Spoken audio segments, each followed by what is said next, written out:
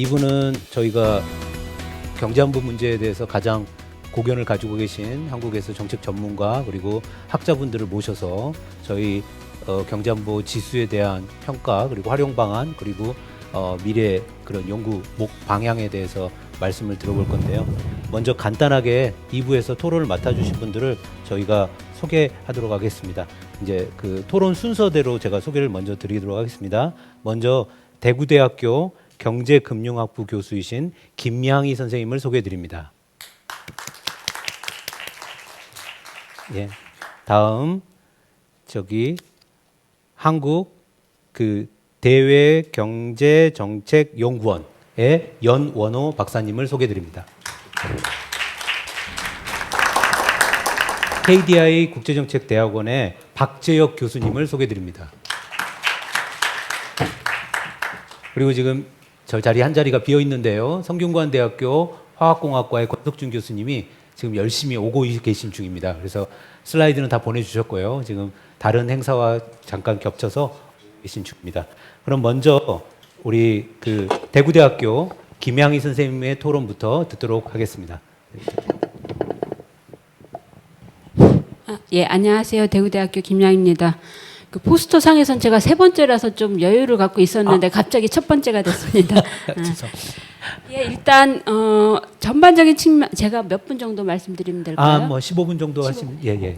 전반적인 측면하고 좀 세부적인 측면 나눠서 말씀드려 보려고 하고요. 일단은 무엇보다도 지금 이제 경제안보 시대에 가장 적실하고 또한 정체성인 함의 유용성이 큰 어떤 지수 개발을 해주신 거에 대해서 무척 감사를 드리고 싶습니다. 개인적으로는 특히 이 작업이 매우 반가운 게 사실은 제가 이제 작년 8월까지 국립외교원에서 3년 동안 경제통상개발연구부장으로 있으면서 이걸 해야 된다라는 얘기를 했던 사람입니다. 말 똑같이 경제안보 지수를 개발할 필요가 있고 또 하나 미국 정부가 그 바이든 정부 들어서면서 아까 잠깐 얘기 나왔지만 핵심 품목 4개를 얘기를 했잖아요. 그 후에 6개가 추가가 돼서 10대 핵심 품목을 얘기를 하고 있습니다. 그래서 그 10대 핵심 품목에 대한 우리 스트레스 테스트를 한번 해볼 필요가 있다는 얘기를 몇 차례 했던 사람으로서 이 작업이 되게 반갑고 또 감사합니다. 그리고 수출 권력이라든가 수입 취약성, 공급망 지배력 등과 같은 어떤 개념을 만들어낸 것도 상당히 좀 긍정적으로 평가를 합니다.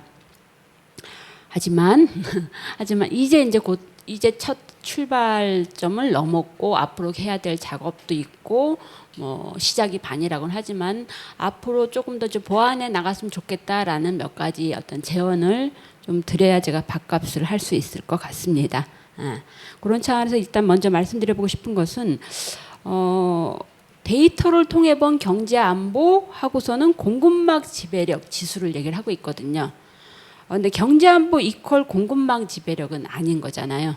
그랬을 때 좀 더 분명하게 이 양자 관계를 좀 명확히 좀 접근을 했으면 좋겠다라는 생각이 듭니다. 첫 번째로는 사실은 이 경제안보라고 하는 것들이 이제 제가 이해한 바로는 일본에서 얘기하는 것처럼 경제적 안보, 경제 분야에서 안보 확보라는 이런 관점에서 접근하고 있다라는 생각이 드는데 아까 말씀드린 것처럼 경제안보하고 공급망 지배력이라 하는 개념은 공통 분모는 있지만 이퀄은 아니거든요. 그래서 양자관계를 좀 더 분명히 할 필요가 있겠다라는 생각이 들고 기왕이면 이제 아카데미아이기 때문에 정책 사이드가 아니라 아카데미아이기 때문에 이 경제안보라고 하는 것들이 좀 다른 유사한 개념 예컨대 이코노미 스테이트 크래프트하고는 어떻게 다른지 그리고 사실은 지금 우리가 경제안보를 얘기하는 중요한 이유는 경제가 갖고 있는 안보적 함의가 워낙 커졌기 때문이거든요.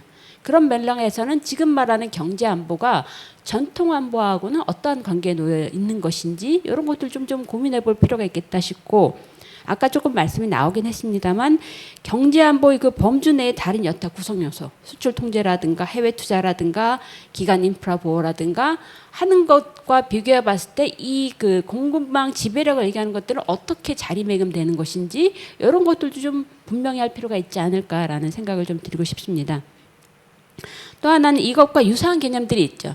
사실은 아까지 그 네트워크로 보여주신 그런 것들이 부가가치 기준으로 무역을 보는 그 GBC 분석하고 많이 유사하거든요. 그래서 WTO에서 2021년에 발간한 레포트에 보면은 거기서 나오는 그 GBC 그 개념도 네트워크가 많이 비슷하거든요. 그랬을 때 그거와 이것은 어떤 차이가 있는지, 그리고 작년에 이제 미국에서 처음 발표한 GSCPI 그 글로벌 공급망 압력 지수 하고는 어떤 차별점이 있는지도 좀, 만약 이걸 논문으로 디벨롭 하시려고 한다면은 그런 것들도 좀 분명히 하면 좋겠다라는 생각이 듭니다. 저는 이 부분도 아까 이제 박정희 교수님 좀 말씀하셨지만 이 부분도 저는 좀 강조를 하고 싶습니다. 경제 안보라고 했을 때는 경제와 안보를 더 이상 분리해서 사고하기 어렵다라고 했을 때 신산업 품목을 본다든가 하는 게 아니라 특히 이중용도 품목, 특히 횡단 기술과 관련된 이런 부분들이 좀 더 포커스를 맞춰서 앞으로 좀 분석할 필요가 있지 않을까라는 생각이 듭니다. 그런 차원에서 이게 단순히 어떤 학문적인 영역에만 머물지 않고 한국의 어떤 경제안보 강화라든가 보다 정책적으로 유용하게 활용할 수 있는 그런 지수가 되기 위해서는 뭐가 필요할까라는 차원에서 몇 가지 좀 제언을 조금 더 상세하게 좀 드려보고 싶습니다. 사실 우리가 경제안보를 얘기하는 중요한 현실적인 어떤 관건은 무역 상대가 누군가에 따라 많이 얘기가 달라지기 때문이거든요. 그런 맥락에서 봤을 때 무역 상대가 누군가라는 것들이 사상되어지고 일반적으로 어떤 공급망 지배력을 얘기하는 것 자체는 다분히 현실적으로 좀 한계가 있을 수 있다. 무역 상대가 누군가를 고려하는 것들을 앞으로 어떻게 여기다 이제 포함시킬 수 있을지 하는 것에 대해서 좀 고민할 필요가 있지 않을까라는 생각이 듭니다. 실제 아까 말씀하셨지만 6장에서 이제 신산업을 이용한 분석을 말씀을 하셨거든요. 근데 정말로 지금 우리가 고민해야 되는 것은 모두에 제가 말씀드렸던 미국이 지난해에 10대 핵심 품목을 설정을 했습니다. 예를 들면 그게 반도체, 첨단 패키징, 대용량 배터리, 핵심 광물, 의약품, 여기까지는 우리가 많이 알고 있어요. 근데 그 이후에 최종 보고서에서 6가지가 추가가 됩니다. 군수, 보건제약, ICT, 에너지, 운송, 농식품. 우리가 시급히 봐야 되는 게 이런 것들에 대해서 우리는 어느 만큼 스트레스를 견딜 수 있는지, 그 스트레스 테스트, 그리고 이런 것들에서 우리가 중국과 어느 선까지 함께 할 수 있는지, 이런 부분들을 좀 앞으로 보여줄 수 있다면은 정책적으로 더 훨씬 더 활용도가 높아지지 않을까라는 생각이 듭니다. 그리고 이 그 작업의 기본 그 전제 자체가 다분히 중상주의적이거든요. 수출을 많이 하면은 수출 권력이 되고 수입을 많이 하면은 수입 취약성이 되는 다분히 어떤 중상주의적인 시각에서 출발합니다. 지금처럼 보호주의가 심화되고 있는 상황에서는 이런 시각의 불가피성도 분명히 인정할 수밖에 없는 부분이 있지만 달리 생각해 봤을 때는 좀 더 유연한 해석이 필요할 것 같다. 수출을 많이 하는 게 오히려 다른 의미에서는 이 또한 수출 취약성이 될 수 있거든요. 한국 경제가 갖고 있는 중요한 문제점이 하나가 수출의 의존도가 높다라는 것이거든요. 이런 부분을 어떻게 이해할 것이냐. 반대로 수입을 많이 한다라고 하는 것들도 다른 면에서는 권력이 될 수가 있거든요. 그래서 실제 해석을 하는 데 있어서는 좀 더 유연한 접근이 필요하지 않을까. 예컨대 사우디아라비아는 세계 최대 산유국입니다. 이 세계 최대 산유국이 뭐가 아쉬워서 지금 네옴시티를 만들겠다고 할까. 과도하게 수출에 의존한다는 것들이 분명히 취약성이 있다라고 하는 것을 알고 있기 때문이거든요. 반대로 한국이 일본으로부터 수출 통제 강화를 받았을 때 그러한 품목들이 실은 일본의 수출 통제가 제대로 효과를 발휘하지 못한 이유는 우리가 커다란 수입 의존도를 우리한테 갖고 있기 때문이거든요. 이런 부분들을 현실에서는 조금 더 유연하게 좀 해석하는 이런 것들이 가능할 때 좀 더 실질적으로 좀 많은 분들이 좀 애용할 수 있지 않을까라는 말씀을 좀 드려봅니다. 또 하나는 이건 뭐 제가 좀 관심을 특히 갖고 있는 부분이긴 한데 자칫 이 얘기를 하는 게 결국은 폐쇄 경제로 가자. 다 국내에서 다 만들자라는 얘기가 되어버리면 안 되거든요. 결론을 도출해 나갈 때 이것을 어떻게 어디까지 우리가 수출 권력을 가져야 하고 어디까지 수입 의존도를 낮춰야 돼라고 하는 부분들에 대해서도 좀 더 유연한 접근이 필요하겠다. 그래서 제가 여기서 특히 어떤 경제학을 하는 입장에서 강조하고 싶은 것은 이 결론이 자칫 자 모든 것을 우리가 다 해야 돼. 수출 많이 해야 돼. 수입하면 안 돼. 아니라 이렇게 고도로 상호 의존성이 높아진 현실에서 자꾸 이걸 끊어내고 디커플링 하려고 하고 리쇼어링 하려고 하는 그것이 갖고 있는 위험성을 충분히 다시 한번 보여주는 그런 쪽으로 가지 않으면 상당히 위험한 결론을 도출할 수도 있겠다라는 말씀을 좀 드려보고 싶습니다. 그런 의미에서 지금 미국이 추진하고 있는 프렌드 쇼어링, 저는 이걸 뭐 신뢰 가치 사슬이라는 제 나름의 개념으로 얘기를 하고 있지만 그것이 갖고 있는 유용성도 다시 한번 확인할 수 있지 않을까라는 생각이 듭니다. 좀 더 세부적인 측면에서 테크니컬하게 우리가 항상 안고 있는 문제점이라고 생각하는데 이렇게 정량화해서 보여주면 되게 깔끔하고 팬시하죠. 근데 그것이 갖고 있는 어떤 도식화의 위험성이라는 걸 항상 따라오기 마련입니다. 그런 차원에서 그런 부분들을 어떻게 극복할 것인가라는 것들을 좀 더 많이 고민할 필요가 있지 않을까라는 생각이 듭니다. 지수 분석할 때 저는 순서를 본다면 일단은 상품 복잡성에서 출발을 해야 된다라고 생각을 하고요. 그 다음에 주요 무역국이 어떤지, 세계 의존성이 어떤지, 양자 의존성이 어떤지 하면서 좀 걸러내지 않으면 안 되겠다. 그래서 저는 상품 복잡성이라는 개념 자체가 아까 이제 좀 다른 문헌을 토대로 만들어낸 개념이긴 한데 실제 이게 자칫 좀 일면적일 수 있다라는 생각이 듭니다. 예컨대 핵심 광물, 에너지 이거는 복잡하지 않거든요. 그냥 전략적으로 중요할 뿐입니다. PPE 코로나 팬데믹 때 절실하게 그 중요성을 생각했지만 이거는 복잡하지 않지만 사람을 구하는 데 매우 중요하거든요. 이런 것들을 좀 포괄할 수 있는 개념을 한번 좀 생각해 봤으면 좋겠다 싶고 가장 크리티컬하게 걸리는 것은 사실은 두 가지입니다. 이미 이제 아까 배수진을 치긴 했는데 HX 6단위로 해가지고 어느 만큼 현실을 잘 캐치할 수 있을 것인가 플러스 이게 무역의 기준으로 본다라고 했을 때 부가가치 기준으로 보지 않았을 때 가질 수 있는 어떤 바이어스를 어떻게 걸러낼 것인가 하는 문제가 상당히 저는 크리티컬하다고 보거든요. 단적으로 시스템 반도체 85423일 메모리 반도체 85423이거든요. 일본이 한국에 수출 통제했던 세 가지 품목 하나만 겨우 불화수소 정도 HS 코드 10자리로 잡아냅니다. 나머지 두 품목은 특히 EUV, 폴리이미드 이런 것들은 HS 코드 10자리로도 파악이 불가능합니다. 그랬을 때 지금 HS 코드 6자리로 물론 이제 국제 통용은 그 이상은 내려갈 수 없기 때문에 못한다라는 부분은 분명히 있습니다. 그랬을 때 저는 부가가치 기준이 아니고 HS 코드 6자리 했을 때 자칫 중국의 파워가 과대평가될 수 있는 위험성이 상당히 크다라는 생각이 들거든요. 이런 부분들을 조금 해석할 때 충분히 좀 걸러낼 수 있는 정성적인 어프로치가 훨씬 더 중요할 수도 있겠다.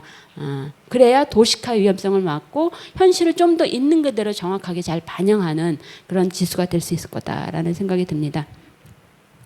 아까 그 원장님께서 그 학제적 융합을 하는 게 강점이다라고 말씀드렸는데 기왕이면은 이 작업을 하는 데 있어서만큼은 좀 더 그 오소독스한 국제무역을 하는 분, 그 다음에 이제 경제안보 관련된 것들을 하는 분들이 좀 더 적극적으로 인볼브 됐으면 좋겠다라는 말씀을 드리고 싶습니다.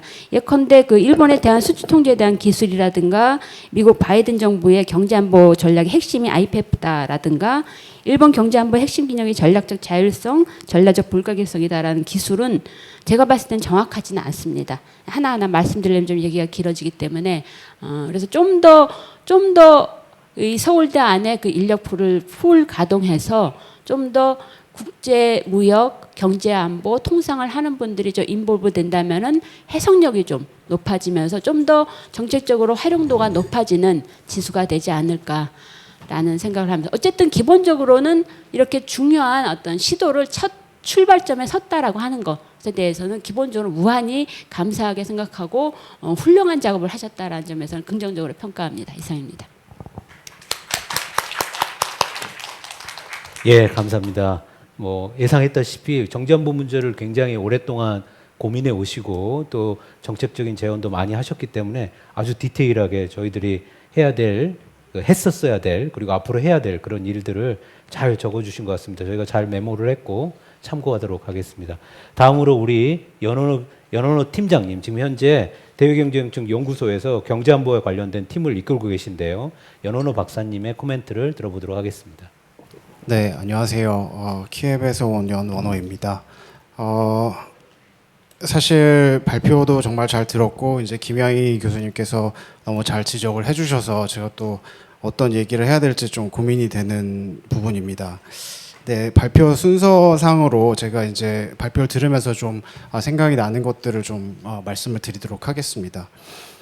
먼저 이제 그 경제 안보에 대한 정의를 이제 경제적 수단을 이용하여 국익을 증진하거나 이제 방어하는 것이다라고 이렇게 정의를 해주셨는데, 저는 이제 개인적으로는 이제 국익을 증진한다는 단어를 사용하는 것이 적절한지 조금은 조심스럽게 접근해야 되지 않을까 이런 생각을 합니다. 뭐 저는 개인적으로는 이제 외부의 경제적 위협이나 위험으로부터 국가 이익을 지키는 것이라고 이제 경제 안보를 정의를 하는데, 요즘에 특히 미국이 칩스 액트라든지 뭐 IRA라든지 이런 것들을 통해서 국내 정치적인 어떤 목표를 이 경제 안보를 활용해서 어떻게 보면 달성을 하려고 하는 그런 모습들이 많이 있습니다. 특히 또 경제 본인들의 이제 경제 성장을 어떻게 보면 경제 안보 정책을 활용해서 이제 달성하려는 그런 것들이 비춰지고 있고, 그것이 결국에는 이제 국제적으로 특히 한국이라든지 여러 국가들과 이제 마찰을 일으키는 요소로 작용을 하고 있기 때문에, 저는 개인적으로는 이제 경제 안보 자체는 어떻게 보면 국익이라든지 이제 경제 성장의 어떤 조건이 돼야지 이것이 수단이 돼서는 안 된다라고 생각이 됩니다. 그래서 좀 조심스럽게 정의를 하는 것이 필요하지 않을까라는 개인적인 생각을 해봤습니다. 그리고 두 번째로는 이 공급망 지배력, 특히 이제 이 공급망 지배력 지수라고 저는 이제 개인적으로 생각을 했는데, 경제 안보 지수라기보다는 이제 공급망 지배력 지수를 계산함에 있어서 결과적으로 이제 그 수출 권력 빼기 수입 취약성 이렇게 계산을 하셨는데, 과연 이 계산이 맞는가? 그러니까 수입 취약성, 어떻게 보면 공급망상 취약하다는 것은 거기가 그것을 극복하지 않는다면은 결과적으로 그건 굉장히 이제 위험한 상황이라고 생각을 합니다. 특히 정책 차원에서 보면은 어떤 특정 공급망상에서 하나라도 이제 구멍이 생긴다면은 그것이 아무리 작더라도 그 경제에 큰 영향을 미치기 때문에 과연 이렇게 계산을 하는 것이 맞는 것인가라는 좀 의문이 들었습니다. 예를 들면은 2021년에 이제 우리가 요소수 사태를 겪었는데 중국이 요소를 이제 수출하지 않았죠. 그것은 이제 그 내부적인 이슈로 이제 수출을 하지 않았고, 그것이 이제 국내 이제 한국에서는 요소수 사태로 이어졌습니다. 근데 요소 자체의 그 수입 규모 자체는 제가 듣기로는 한 100만 불 정도, 얼마 되지 않는 것으로 알고 있습니다. 그렇지만 그것이 국내 그 경제나 사회에 미친 영향은 굉장히 지대했습니다. 그래서 그런 것들을 살펴보면은 과연 이렇게 계산하는 것이 이제 맞을까라는 좀 생각이 들었고요. 또 하나는 이제 이것이 과연 이제 웨이트가 고려가 됐는지도 좀 제가 궁금했습니다. 제가 수식을 정확하게 이렇게 해부해 본 것은 아닌데, 굉장히 교역 의존적인 국가가 있고 교역 의존적이지 않은 국가가 있는데, 이들 국가들을 다 동일하게 계산을 해서 이렇게 취약성이라든지 수출 권력을 파악할 수 있는지 이게 좀 궁금했습니다. 그래서 제 생각에는 뭐 GDP에서 교육이 차지하는 비중 같은 것들을 좀 고려해 보는 것이 어떤가, 개인적으로는 그렇게 생각을 했습니다. 그리고 이제 저는 그 복잡성 중요도 이 부분 김영희 교수님께서 잘 말씀해 주셨는데, 이 부분이 조금 약간은 애매모호한 것이 아닌가. 아까 김영희 교수님도 이것을 너무 이제 단편적으로 계산한 것이 아니냐고 말씀을 하셨는데, 저도 이 가정에서 이제 물론 기존 리터러처에서 뭐 다변화라든지 유일성이 있기 때문에 그것을 이제 활용해서 분석을 하셨다고 했는데, 특히 이제 유일성 같은 경우에 소수의 국가에서 생산되면 높다라고 했는데, 이것이 그 기술이 너무 복잡해서, 그러니까 반도체로 따지면 뭐 ASML사의 EUV 장비 같이 너무 복잡해서 ASML밖에 할 수 없어서 이게 그렇다면은 말이 되지만, 주어진 환경 자체가 뭐 콩고의 뭐 코발트 같이 이런 원자재 같은 것은 그 기술 집약적인 상품이 아닌데, 이 주어진 환경 때문에 그런 경우도 있기 때문에 이것을 그렇게 일률적으로 계산이 가능한지라는 좀 생각을 해봤고요. 그리고 또 다변화라는 것은 이제 다양한 상품을 생산한 국가가 만들면 높다라고 했는데, 이것은 좀 따져봐야 되지 않나라는 생각을 했습니다. 그러니까 뭐 예를 들면 굉장히 노동 집약적인 국가에서 다양한 상품을 생산할 수도 있고 해서 좀 이 계산법이 좀 앞으로는 좀 더 정밀하게 어떻게 보면은 계산되는 방향으로 하는 것이 어떤가라는 생각을 해봤습니다. 그리고 이제 김영희 교수님께서 잘 말씀해 주셨지만 이제 수출 의존도도 사실은 굉장히 중요한 요소입니다. 우리 같은 경우에는 이것을 잘 생각 못 하는지 모르겠지만 호주 관료들하고 얘기를 해보면 호주의 가장 큰 그 공급망 이슈는 수입을 어떻게 다변화할 거냐라기보다는 본인들의 수출을 어떻게 다변화할 것인가 이것을 굉장히 많이 얘기를 합니다. 그러니까 본인들이 그 수출하고 있는 뭐 과거 석탄이라든지 소고기라든지 뭐 와인이라든지 다양한 이런 것들이 사실 중국에 대부분 이제 수입이 되고 있기 때문에 호주 같은 경우에는 본인들이 수출 의존도를 다변화하는 것을 굉장히 중요하게 생각을 하고 있습니다. 그래서 이런 것도 사실은 어떤 특정 국가의 수입뿐만 아니라 수출을 특정 국가에 의존하는 것도 굉장히 공급망상으로서는 취약할 수 있다. 이런 것들이 이 지수에 좀 더 반영이 된다면 더 재밌게 좋은 결과가 나오지 않을까 생각했습니다. 그리고 또 하나는 이제 그 마지막에 박종희 교수님께서 이제 그 재밌는 그래프들을 많이 보여주셨는데 특히 그 이 막대 그래프에서 중국 쪽의 그 엑스포트 스트렝스는 이제 굉장히 크게 나오고 임포트 버너러빌리티 자체는 너무 낮게 나와가지고 과연 이게 현실과 맞나라는 생각을 했습니다. 특히 중국 같은 경우에는 에너지 수입 국가이고 에너지 의존도가 굉장히 높은데 이런 것들이 그 항목에선 잘 보이지 않는 것 같고 또 제가 반도체를 중심으로 연구를 하기 때문에 반도체 같은 경우에 중국이 전체 글로벌 소비의 65%를 지금 소비를 하고 있습니다. 근데 자체적으로 중국 내에서 생산하는 것은 한 17%가 안 되는데 그러면은 그 단순히 빼기만 해봐도 이게 40%가 넘는 대외 의존도인데 그런 것들이 그 그래프는 보이지 않아서 과연 그 이 계산이 정확하게 맞게 된 것인가라는 좀 의문이 들었습니다. 그리고 마지막으로는 아까 그 뺄셈 문제와도 좀 연관이 되어 있는데 뭐 제가 뭐 경제학 저도 백그라운드를 갖고 있지만 그 엑스포트 파워 자체는 이렇게 굉장히 스큐드된 모습이었고 그리고 임포트 버너러빌리티는 어떻게 보면 굉장히 이제 정규 분포를 따르고 있는데 이 다른 디스트리뷰션을 그냥 그렇게 뺄셈으로 뺄 수 있는지 그게 좀 저도 궁금했습니다. 혹시 이런 것을 뭐 Z 스코어를 갖고 좀 표준화해서 빼야 되는 것은 아닌지 뭐 개인적으로 그런 생각을 해봤습니다. 네, 이상입니다. 예, 고맙습니다. 예, 안녕하세요. KDI 대학원의 박재혁이라고 합니다.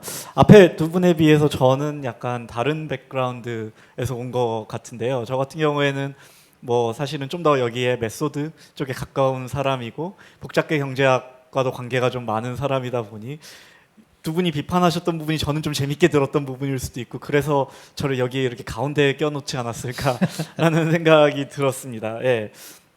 그래서 저 같은 경우에는 사실 이 처음에 이거 이제 제의를 받았을 때 이걸 보면서 다양한 분야의 지식들이 이렇게 융합된 학제간 연구 주제잖아요. 이렇게 미래 전략 이거 너무 크고 되게 멋있지만 뭘 하는지 잘 모르겠었었는데 이걸 이렇게 내용을 보고 좀 보다 보니까 이래서 되게 다양한 분야의 전문가 분들이 이렇게 모이셔가지고 일을 하나를 만드셨구나. 되게 재미있는 아이디어고 재미있는 야심찬 프로젝트가 아닌가라는 생각이 들었습니다. 그리고 사실 저는 이제 뭐 경제 안보라는 개념이 저한테는 좀 추상적이었었는데요. 근데 이런 추상적 개념을 이렇게 데이터 기반으로 측정을 하는 시도를 함으로써 앞으로 이제 정확한 목표를 세우고 정책을 기획하는데 큰 도움이 될 수 있을 것 같다는 생각이 좀 들었었습니다. 이게 너무 컨셉추얼하게 가다 보면 그럼 뭘 재서 어떻게 전략을 세워야 되는데 라고 하는 정책 입안의 목적에서 보면은 그 지수나 이런 것들이 좀 필요할 때가 있는데 그런 면에서 어떠한 좋은 시작점이 될 수 있지 않을까라는 생각이 들었고 그래서 사실 경제 안보 클러스터에서 뭐 토론해 주세요라고 처음 주제만 들었을 때는 아니 내가 가서 경제 안보에 대해서 뭘 얘기하지 싶었는데 오늘 이제 지수들을 보다 보니까 너무 친숙하기도 하고 이해도 가고 왜 이거를 이렇게 하셨었는지 조금은 알겠다라는 생각이 들어서 오히려 재미있게 감상을 좀 했었던 것 같습니다. 예. 그리고 아무래도 제가 네트워크나 뭐 머신러닝 이런 쪽을 전공하는 사람이다 보니까 그런 사람으로서 보통 우리가 뭐 국가 간의 파워 관계 뭐 이런 걸 얘기하면 뭐 탑 1, 탑 2, 뭐 미국, 중국 이런 얘기들이 많이 나오는데 이제 네트워크라는 렌즈를 통해 봄으로써 사실은 이 나라는 이 나라한테는 강하지만 이 나라한테는 약할 수 있는 어떤 양자 간의 관계를 우리가 나눠서 생각해 볼 수 있음으로써 물론 이제 뭐 그런 관계들을 합해서 이 나라의 위치를 정할 수도 있지만 더 그렇게 양자 간의 관계를 생각해 볼 수 있는 어떠한 지표 가 근거가 되는 지표가 된다는 점에서 이제 네트워크 방법론이 이렇게도 사용될 수 있구나라는 생각을 좀 해보게 된 것 같습니다.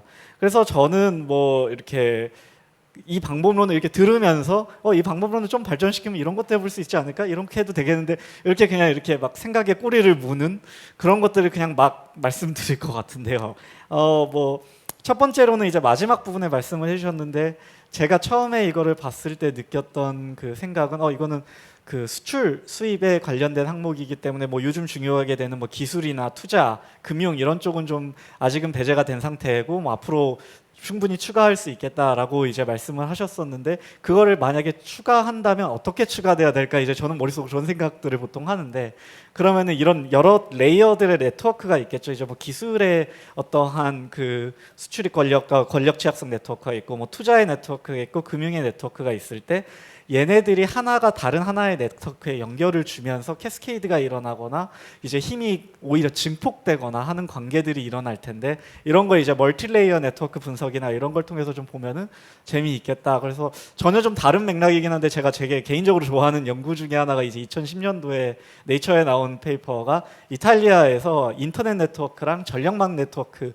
두 개가 서로 연관을 가지고 있기 때문에 인터넷이 끊기면 전력이 뭐 끊기게 되고 그 인터넷 그 전력을 공급하는 망의 회사가 망하니까 그러면 전력이 끊기면 다른 지역의 인터넷이 끊기고 이렇게 하다 보니까 한 점에서 시작된 캐스케이드가 갑자기 이탈리아 전역으로 퍼지는 그래서 네트워크들의 상호 인터디펜던스를 통해서 갑자기 그렇게 클 이유가 없는데 캐스케이드가 커지는 현상을 연구한 그 연구가 있었는데 그런 방법론들을 여기다 해서 금융이나 뭐 투자 쪽의 네트워크에서 작게 일어난 것들이 갑자기 상품의 공급망 네트워크까지 연결을 미치고 다시 상품과 공급망 네트워크가 투자의 네트워크에 영향을 미치면서 이 작았던 문제가 얼마나 커질 수 있는가 등을 분석해 보면 좀 재밌지 않을까라는 생각을 한번 했었고요.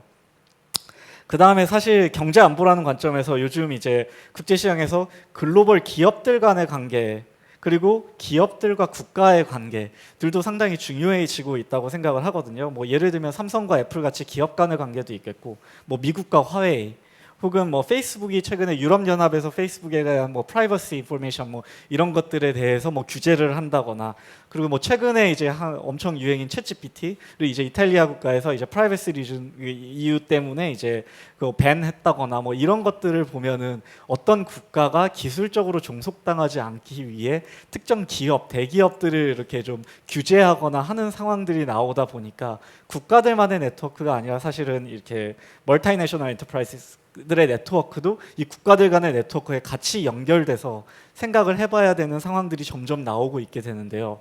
그런 것들까지 좀 포함을 시키려면 이게 어떻게 돼야 될까?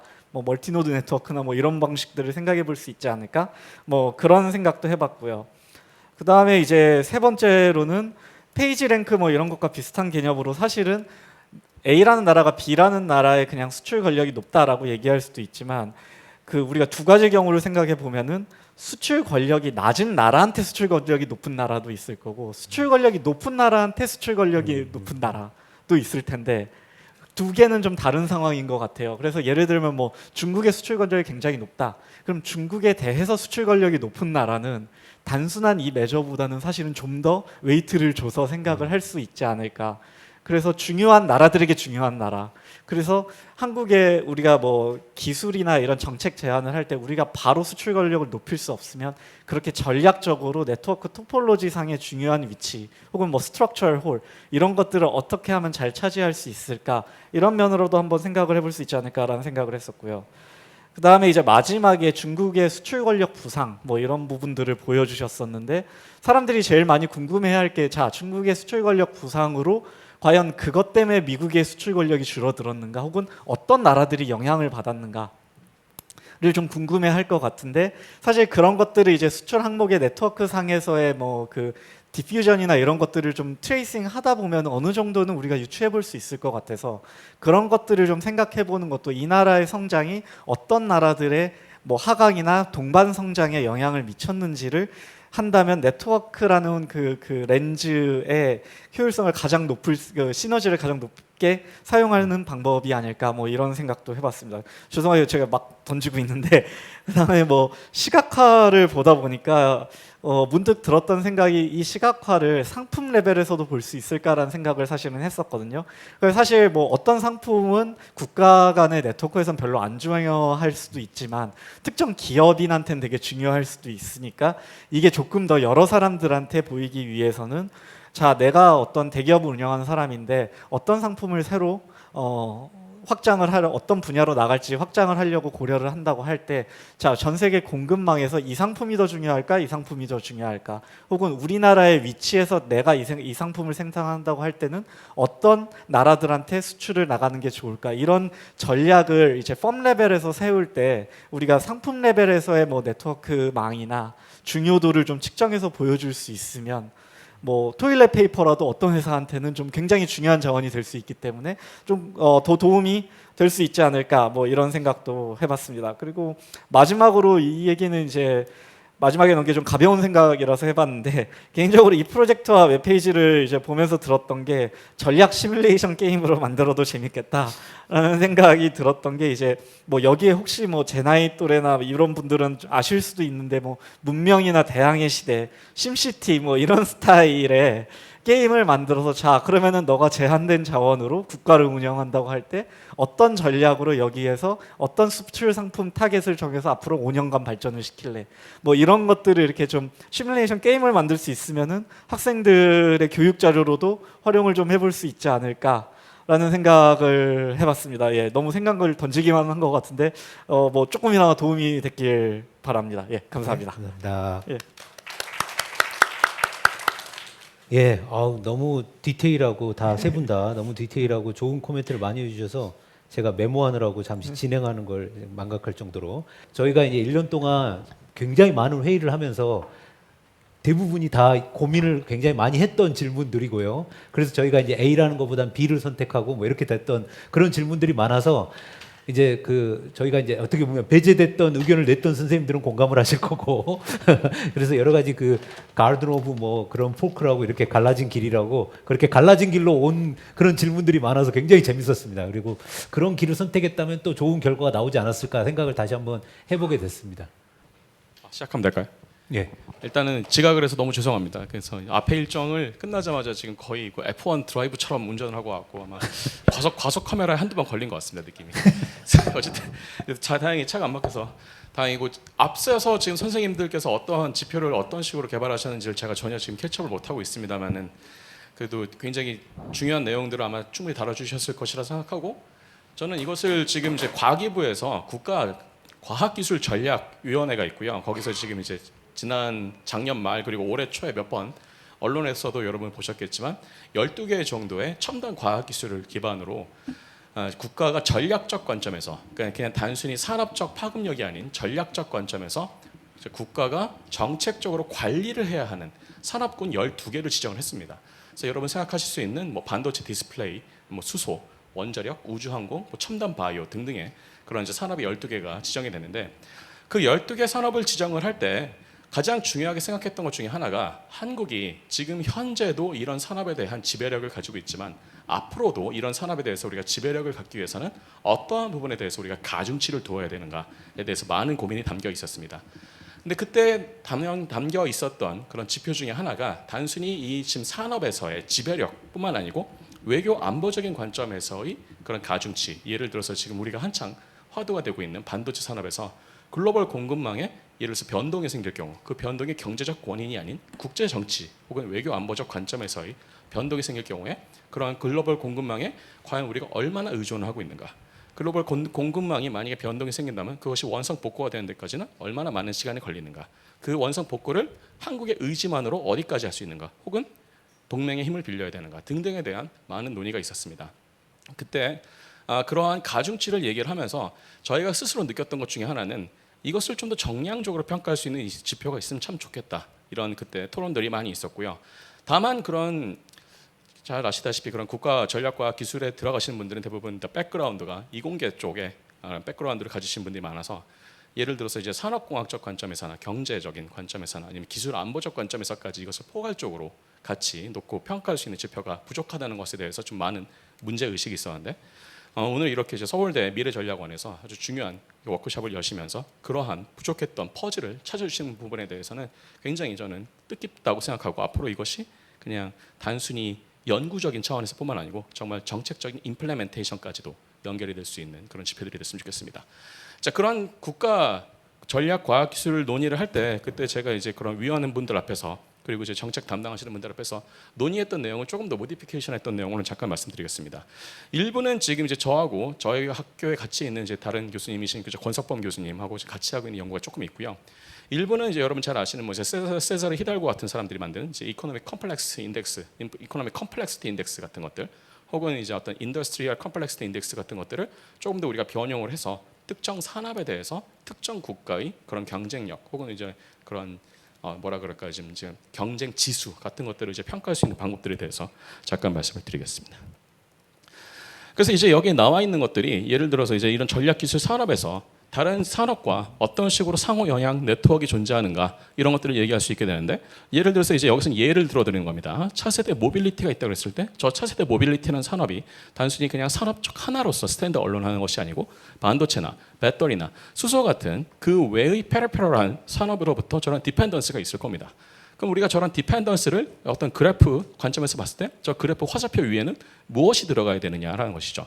기술적 관점에서 본다 그러면 일종의 선행 특허, 기술의 선행 특허의 관점에서도 볼 수 있을 것이고 이것을 만약에 우리가 경제적 관점에서 본다 그러면 예를 들어서 어떠한 부분에서 얼마큼 우리가 수입을 하고 있는가, 수출을 하고 있는가에 대한 수출입 네트워크로도 볼 수가 있을 것이고 아니면 레온TF 그런 이코노미 모델을 가지고도 우리가 이런 디펜던스 온 그래프들을 만들 수 있을 겁니다.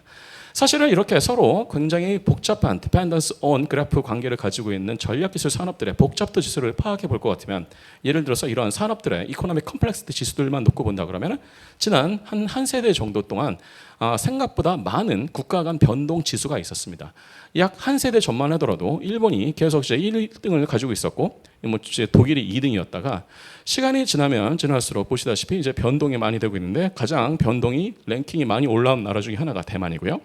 한국도 굉장히 많은 변동이 있다는 것을 우리가 알 수가 있습니다.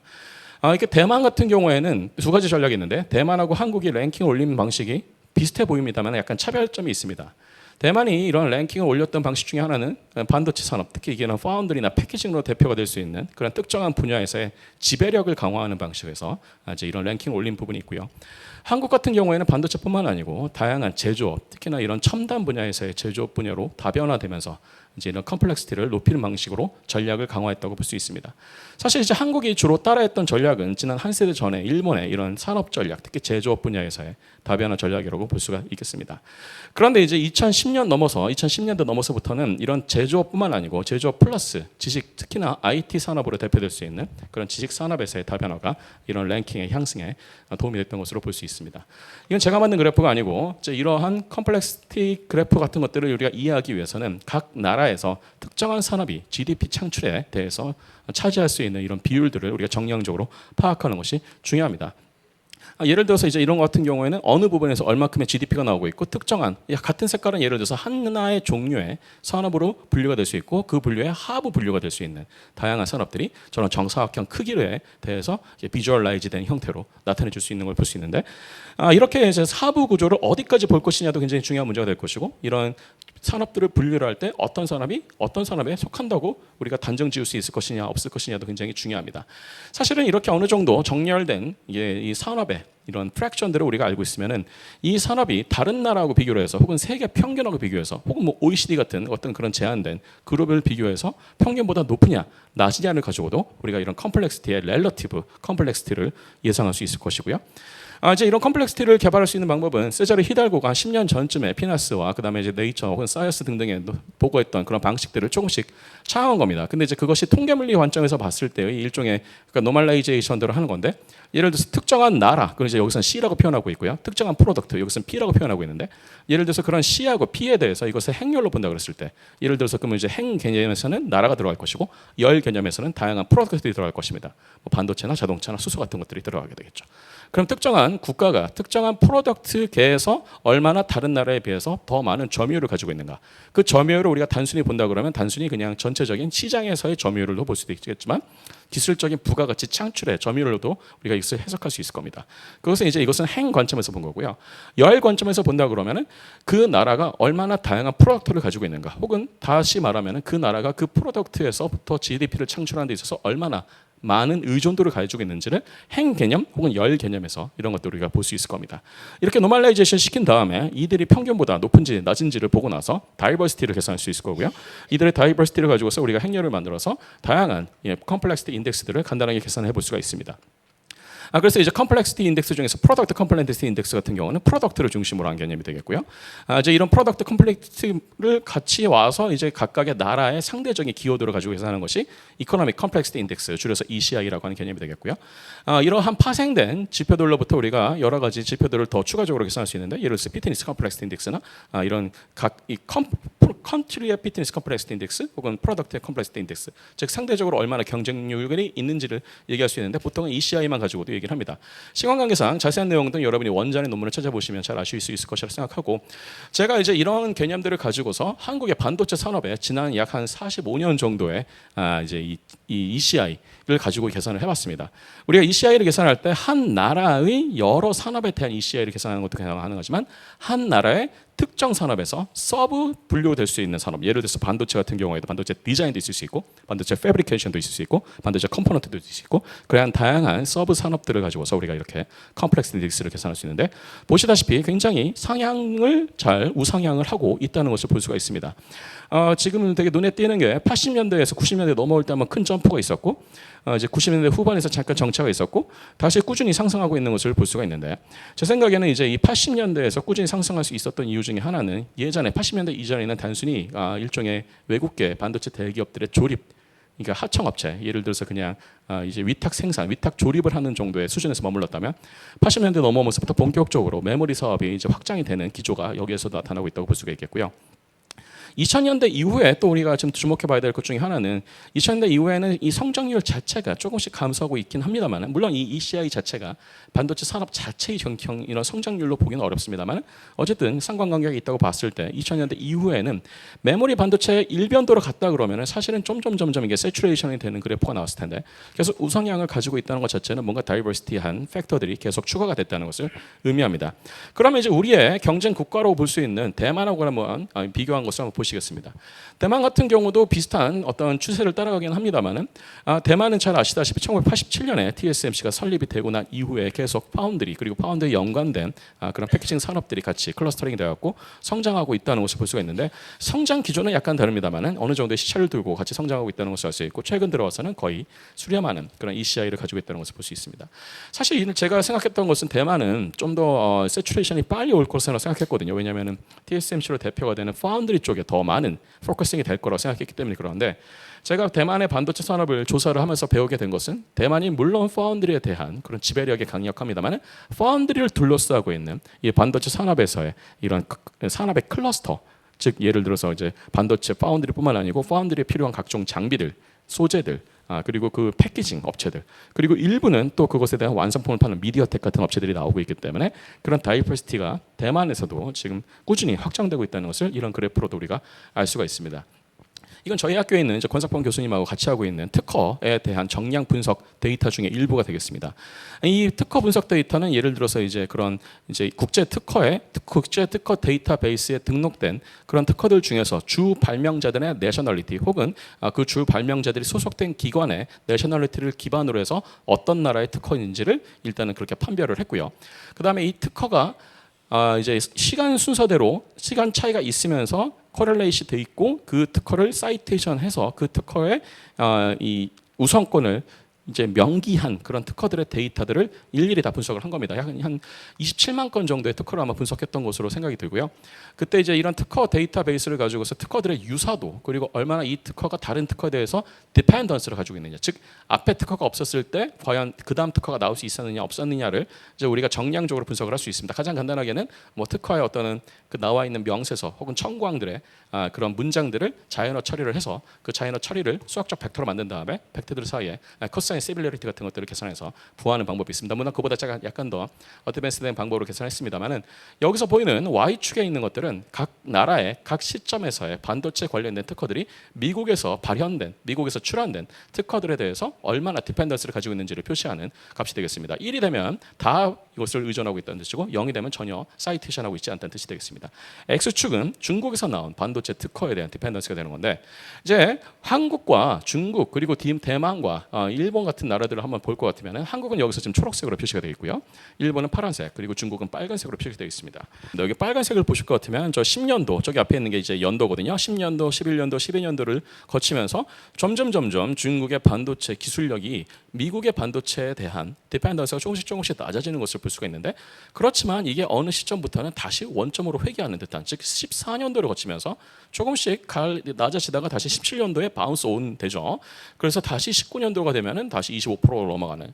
그러니까 일종의 모종의 통곡의 벽이 있다는 것을 우리가 이런 그래프로도 볼 수가 있는데 대략 25% 정도의 스레시홀드가 보이죠. 이 말인즉슨 중국에서 나오는 차세대 반도체 기술에 대한 특허 중에 4개 중에 1개는 반드시 미국의 특허에 의존할 수밖에 없다는 것을 의미하고 반대로 얘기한다 그러면 미국이 이 25% 정도에 해당하는 선행 특허에 대한 기술 실시권을 제한할 경우에는 중국이 그 다음 세대로 가기 위한 반도체 기술에서의 진보에 큰 인터피어런스가 있을 것이다라는 것을 우리가 예상할 수가 있겠습니다.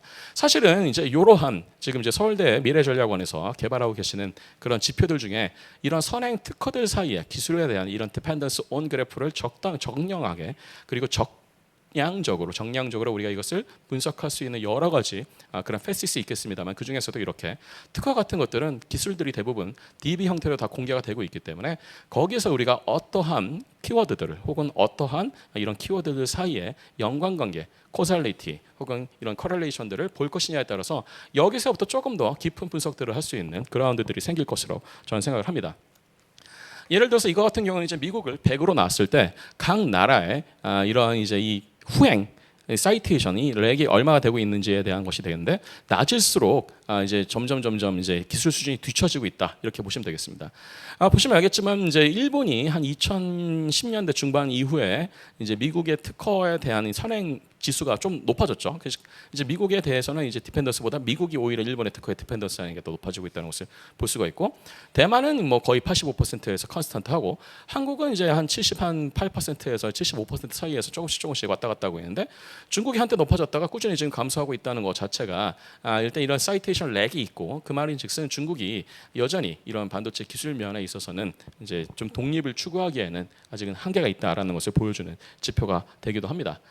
그래서 이제 이러한 이제 이 다양한 경쟁력 지수들 혹은 경쟁력 데이터베이스들을 가지고 우리가 어디에다가 이것을 활용할 수 있겠는가? 앞서 말씀드린 것처럼 이제 이런 국가 전략 기술을 우리가 선정한다고 했을 때 혹은 그들에 대한 가중치 같은 것들을 만든다고 했을 때 그러면 그거에 대한 그라운드가 뭐냐? 그것을 만들어 줄 수 있는 자료들이 될 수 있을 것이라 생각하고요. 대외 경쟁력은 어떻게 되느냐? 그리고 만약에 우리가 만들고 있는 뭔가가 있다 그러면 이것이 대체 불가능성이 있느냐? 이런 것들에 대한 정량적인 판단 근거가 될 수 있을 것이라 생각이 듭니다. 또한 신산업 선전 측면에서 지금 현재 우리가 좀 잘하고 있는 건 당연히 활용할 수 있을 것이고요. 앞으로 우리가 해야 될 것. 예를 들어서 반도체 같은 경우에는 차세대 반도체 중에서 우리가 그러면 무슨 반도체 쪽을 해야 되는가? 거기를 먼저 선점할 경우에는 우리가 훨씬 남들에 대한 디펜던스를 떨치고 스탠드 언론할 수 있고 혹은 남들이 우리에게 대해서 의존하게 만들 수 있지 않겠는가라는 그런 전략적 판단 근거로서도 이런 것들을 이제 우리가 확인해 볼 수가 있겠습니다. 물론 이거는 이제 앞으로에 일어날 일이기 때문에 시뮬레이션을 해봐야 되겠죠. 이렇게 투자를 해서 이렇게 배분했을 경우에 이쪽 분야에 대해서 컴플렉시티가 더 높아질 수 있다. 이런 식으로 시뮬레이션을 해봐야 되지만 그런 시뮬레이션을 할 때도 이미 우리가 가지고 있는 이런 데이터베이스들이 굉장히 훌륭한 그런 레퍼런스가 될 수 있을 겁니다. 혁신 경쟁력에 대해서는 지금 제가 아까 오늘 보여드린 것은 특허에 대해서만 보여드렸습니다만은 똑같은 방법론들을 우리가 논문에 대해서도 할 수 있습니다. 특히 논문 중에서도 논문이 너무 많기 때문에 논문을 다 할 필요는 없고 JCR에서 예를 들어서 사이테이션 상위 뭐 10%, 뭐 5% 이렇게 뭔가 이런 학계나 커뮤니티에 영향을 임팩을 줄 수 있는 그런 논문 논문들을 잘 필터 아웃한 다음에 그런 논문들이 어떻게 누구를 사이테이션하고 있고 얼마나 영향력을 주고 있는지에 대해서 우리가 정량적으로 분석할 수 있을 텐데 이런 계산들은 지금 이제 한국에서는 키스텝에서 굉장히 잘 하고 계십니다. 그래서 이제 서울대 미래전략원에서 만약에 그런 쪽으로 이런 분야를 확장하고 싶다 하시면 아마 이미 하고 계실지 모르겠습니다만 키스텝이나 키스티하고도 그런 협업이 되시면 굉장히 더 많은 이제 이런 인사이트들을 얻으실 수 있지 않을까 생각합니다. 마지막으로 이제 저희가 아까 국가 전략 기술에서 지금 보고 있는 것 중에 하나가 외교 안보적인 측면도 중요하다고 말씀을 드렸었는데 그냥 단순히 이러한 공급망을 거쳤을 때 어떤 패스로 가는 것이 경제적 부가가치를 더 많이 창출할 것이냐 그게 아니고 이 공급망이 끊기거나 아니면 모종의 이벤트로 인해서 더 이상 활용이 안 되거나 복구에 굉장히 많은 시간이 걸리거나 혹은 이런 정치적 이슈로 인해서 굉장히 언서티티가 많아지는 경우에 어떻게 이런 것들을 이제 우리가 활용할 수 있을 것인지에 대해서 우리가 생각할 수 있겠습니다. 특히나 정부에서 지금 민감하게 생각하는 것 중에 하나가 이런 첨단 과학 기술 중에서도 예를 들어서 이제 이런 국방력과 직접적으로 연관이 되는 것들, 예를 들어서 이제 그런 디펜시브 무기나 아니면 뭐 이런 디펜시브 시스템, 예를 들어서 우리가 자율주행차 같은 것들은 그냥 민간용 자율주행차에 대해서만 쓸 수 있을 거라 생각합니다만은 국방에서도 굉장히 좀 여기서 관심이 있는 것 중에 하나가 무인 이동 체계에 대해서도 굉장히 관심이 많은데 그럼 거기에 들어가는 기술을 위해서는 어떤 칩이 필요하냐, 어떤 센서가 필요하냐, 레이더를 만든다 그랬을 때는 어떤 레이더가 필요하냐, 그러면 그런 것들을 우리가 얼마나 확보를 잘할 수 있느냐, 아니면 확보를 못할 경우에는 얼마나 많은 시간이 걸리느냐, 대처하기 위해서는 얼마나 많은 자원이 필요하냐, 이런 것들을 이제 정량적으로 평가하는 데 있어서 일종의 first estimate 역할을 할 수 있지 않을까 생각합니다. 그래서 이제 이러한 확장 응용 전략 중에 하나가 이제 보통 우리가 워게임이라 그런 다음에는 그냥 지정학적 개념에서의 워게임만 주로 얘기를 합니다. 그래서 뭐 어떤 특정한 이런 군사력, 군사 자원들이 특정한 지역에 배치됐을 때 어떤 이벤트에 의해서 서로 교환비가 어떻게 되고 그래서 승패가 어떻게 날 것이고 어떤 시나리오로 흘러갈 것인가, 이런 것들에 대한 다양한 시나리오를 놓고 행해지는 그런 워게임들을 합니다만은 이런 워게임들을 우리가 이런 글로벌 공급망 재편에 대해서도 충분히 확장해서 쓸 수가 있는데 문제는 이런 글로벌 공급망 산업적 관점에서의 워게임에 대해서는 군사력으로 측정될 수 있는 게 아닌 기술적 경쟁력 혹은 각 산업에서의 이런 지배력에 대한 지표가 그렇게 많지가 않다는 겁니다. 그런데 지금 우리가 개발하고 있는 이런 지표들 혹은 이런 정량적인 지수들을 잘 이용한다 그러면 이런 워게임 시뮬레이션 할 때도 조금 더 이 플라우서블한, 즉 조금 더 이 현실성 있는 시나리오들을 만드는 데 있어서 더 큰 도움이 될 수 있을 것으로 생각합니다. 예를 들어서 이제 미중 간의 반도체 패권 경쟁이 더 격화됐을 경우에 이런 글로벌 공급망이 만약에 더 많이 변동이 있을 경우에 그럼 어떤 일들이 생길 것이냐 얘기를 할 때 뭐 이제 이러한 단순한 이런 이 매트릭스 형태의 워게임들을 할 때 각각이 얼마나 영향을 주고받는지에 대한 이런 일종의 디퓨전 코에피션트 혹은 리액션 컨스탄트 같은 개념을 가지고서 그런 일종의 그러한 지표들을 만들어낼 수 있는 근거 자료들이 될 수 있을 것이다, 이렇게 말씀을 드릴 수 있겠습니다. 제가 너무 경험 없이 말씀을 드린 것 같습니다.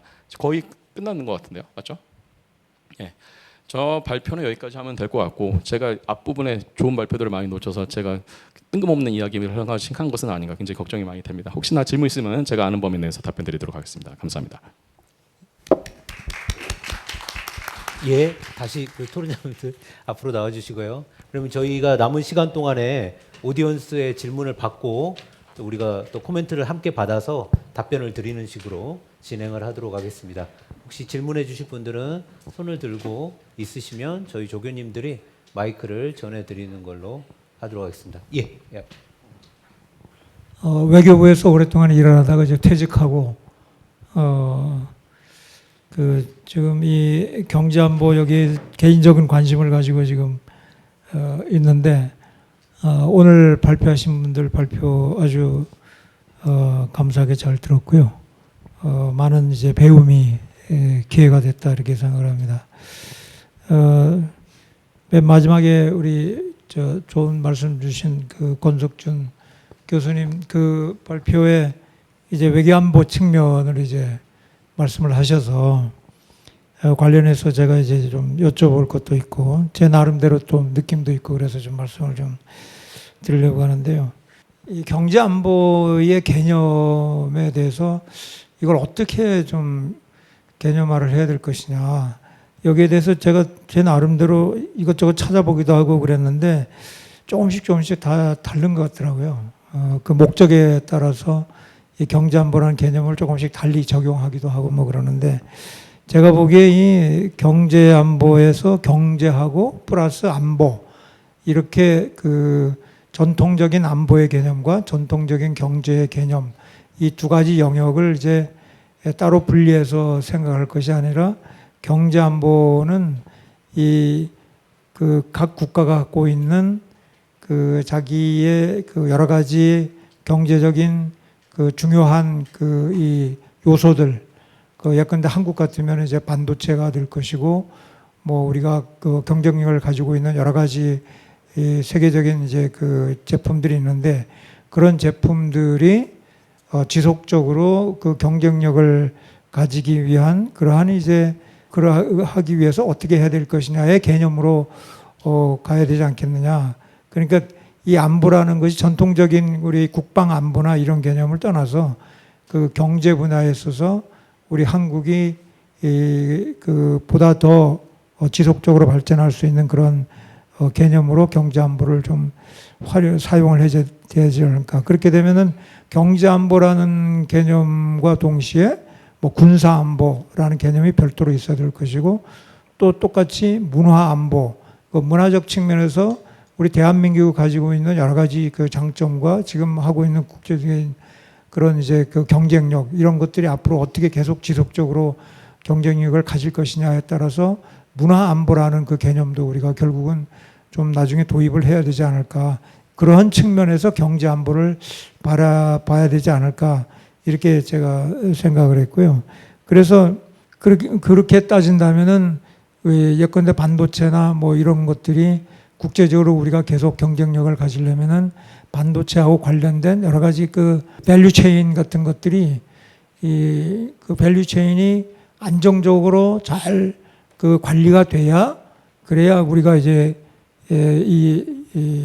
그 반도체의 경쟁력이 지속적으로 우리가 그 가질 수가 있기 때문에 그러면은 그러한 그 밸류 체인을 어떻게 확보를 할 것이냐 하는 것이 가장 핵심적인 중요한 경제 안보의 그 분야가 되지 않을까. 그러면 밸류 체인이 지금 전 세계적으로 굉장히 복잡하게 확산이 되어 있는데 그것이 어느 한 부분에 이제 디스프럽션이 생기면은 결국 그것이 우리 대한민국에 영향을 주게 되고 그렇게 되면은 그 우리 경쟁력이나 이런 데 문제가 생기는 게 최근에 우리가 경험하고 있는 그런 현상들이 아닌가. 미국하고 중국하고 간에 그 일종의 말하면 이제 헤제모닉 이 라이벌리즘인데 결국은 그 둘 중에 누가 그 더 수피리오리티를 가지느냐의 경쟁이 될 텐데 그러한 경쟁 속에서 그 틀림없이 이 공급 그 망이 이제 흔들리고 영향을 받게 될 텐데 그런 경우에 이제 과연 우리가 어떻게 해야 될 것이냐 이것이 이 경제 안보에 굉장히 중요한 그 연구 분야가 되어야 되지 않을까 하는 생각이 들고요. 따라서 그렇기 때문에 경제 안보에는 반드시 외교 안보적인 측면이 이제 그 같이 포함이 돼야 된다 하는 그런 생각을 가지고 있고요. 그런데 그럼에도 불구하고 이 외교 안보 측면이 어느 정도 영향을 줄 것인가에 대해서는 또 다시 생각을 좀 해봐야 돼요. 어느 정도 가중치를 가지고 경제 안보에 이것이 반영이 돼야 될 것인지 이 경제 안보라는 것이 이 외교 안보적인 측면이 조금 영향은 주겠지만 그러나 그 경제적인 그 요인이 훨씬 더 큰 그 비중을 차지해야 되지 않냐. 이 외교적인 측면은 어느 정도의 영향은 주겠지만 그러나 각 국가들은 그 자기들의 그 이 인터레스트를 증가시키기 위해서는 역시 이 시장 경제 차원에서 시장의 메커니즘에 따라서 결국은 움직이는 것이 훨씬 더 그 요인이 강하지 않나. 그러니까 외교 안보 측면이 어느 정도 반영은 돼야 되겠지만 그 반영이 돼야 될 그 가중치는 그렇게 크지는 좀 않을 수 있겠다 하는 그런 생각을 가지게 됩니다. 예, 이상입니다. 예, 감사합니다. 알겠습니다. 고맙습니다. 오늘 발표 오늘 정말 잘 들었고요. 네, 임혜용입니다. 네, 박종희 교수님 그동안 작업해 오신 거 처음에 시작하실 때도 좀 듣고 오늘 정말 엄청나게 발전이 돼서 참 좋은 발표 잘 들었습니다. 그래서 앞으로도 이 지수를 많이 또 찾게 될 것 같기도 합니다. 저는 뭐 질문 뭐 코멘트라고 할 수 있을 것 같은데요.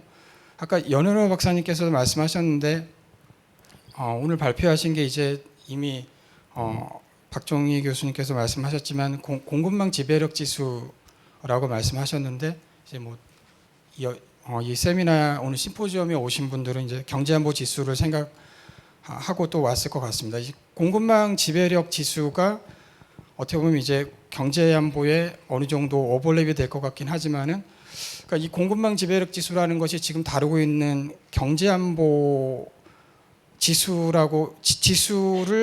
좀 더 가까이 가려고 한다면은, 이건 기본적으로